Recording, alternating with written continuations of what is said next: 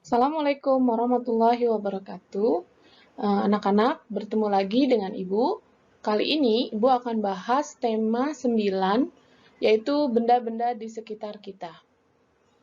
Khusus untuk mata pelajaran IPA, tujuan pembelajaran ini adalah Ibu berharap anak-anak mampu mengetahui perbedaan dari zat tunggal dan zat campuran, serta mampu membedakan antara campuran homogen dan campuran heterogen. Sekarang kita akan bahas tentang benda-benda dalam kehidupan sehari-hari.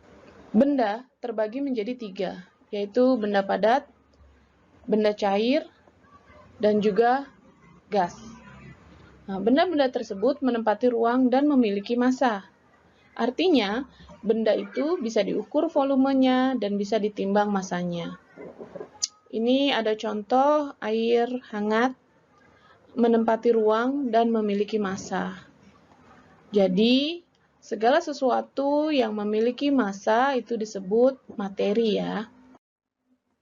Nah, ini ada contoh materi yang ada dalam kehidupan sehari-hari. Apa saja contoh materi yang ada dalam kehidupan sehari-hari? Yang pertama kecap, kedua gula, ketiga susu kental manis, yang keempat garam, dan masih banyak lagi. Silakan anak-anak sebutkan contoh-contoh materi yang sering dijumpai dalam kehidupan sehari-hari. Bisa anak-anak uraikan tugas tersebut pada Bu Pena halaman 93 ya. Lanjut, kita akan bahas zat tunggal dan zat campuran ya. Berdasarkan komposisi penyusunnya, materi ini dibedakan menjadi 2, zat tunggal dan zat campuran.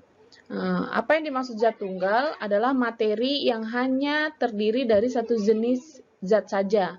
Ini contohnya adalah emas murni, perak murni, besi, gula, kayu, garam dapur, dan juga kapur. Zat tunggal ini pun bisa berupa unsur, juga bisa berupa senyawa.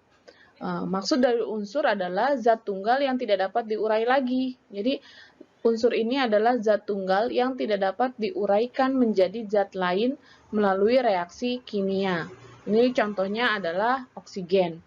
Sedangkan senyawa itu kebalikannya. Zat tunggal yang dapat diuraikan menjadi 2 zat atau lebih melalui reaksi kimia. Nah, ini contohnya adalah air. Air bisa diuraikan menjadi gas hidrogen dan juga gas oksigen.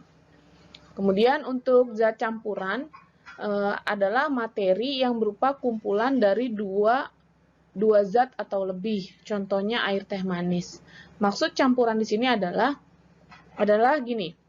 Air teh manis itu terdiri dari air, kemudian teh, dan gula. Ini dikatakan air teh manis adalah zat campuran. Begitu juga dengan air kopi. Terdiri dari air, kopi, kemudian gula. Dikatakan campuran karena lebih dari 2 zat. Untuk selanjutnya, bisa anak-anak kerjakan di Bu Pena halaman 95 tentang materi zat tunggal dan zat campuran. Selanjutnya, zat tunggal dan zat campuran. Contohnya, ini bisa dilihat melalui tabel. Zat tunggal, emas, gula, garam, kayu, perak. Sedangkan zat campuran terdiri dari sirup, susu, teh manis, kecap, es buah. Coba sekarang perhatikan gambar yang pertama ini adalah emas, gambar yang kedua adalah sirup, gambar yang ketiga gula, dan yang keempat susu, kelima teh manis, dan yang terakhir adalah kayu. Dari 6 gambar tersebut, kira-kira mana yang termasuk zat tunggal dan mana yang termasuk zat campuran? Ya, untuk zat tunggal itu benar ya.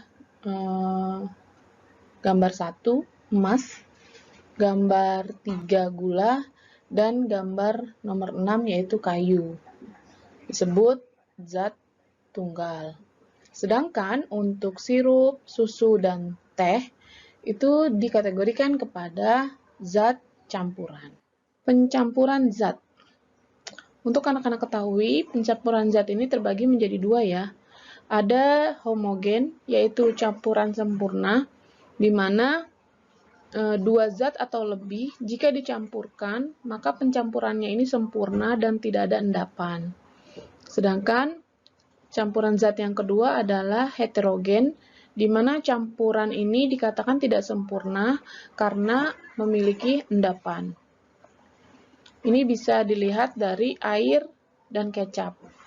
Air dan kecap yang sudah tercampur itu mengalami perubahan warna dan rasa, tetapi tidak mengalami endapan. Nah, campuran ini dinamakan campuran homogen. Kemudian untuk contoh campuran heterogen adalah air dan tanah. Air yang sudah dicampur oleh tanah ini mengalami perubahan. Semula air bening, kemudian menjadi keruh dan menyisakan endapan tanah di bawahnya. Campuran ini dinamakan campuran heterogen. Anak-anak, untuk membuktikan percobaan ini, anak-anak bisa melakukannya di rumah dengan didampingi orang tua ya. Silakan kerjakan keterampilan kinerja prakteknya pada halaman 110 di buku pena. Sekarang kita bahas campuran dan contohnya. Ini ada tabel isinya contoh campuran homogen. Artinya dapat larut sempurna. Contohnya adalah minuman serbuk, kemudian yang kedua larutan oralit, dan yang ketiga alkohol 70%. Sedangkan campuran heterogen artinya campuran yang tidak sempurna, yang memiliki endapan. Ini adalah contohnya air kopi, air dan minyak, kemudian beras yang direndam air. Ini seperti ada di gambar, minyak dan air yang tidak bisa tercampur adalah termasuk contoh campuran heterogen. Mungkin sekian dari Ibu materi singkat ini. Kurang lebihnya mohon maaf. Jika kalian ingin lebih paham lagi, silakan baca buku Bupena tema 9 kelas 5. Terima kasih.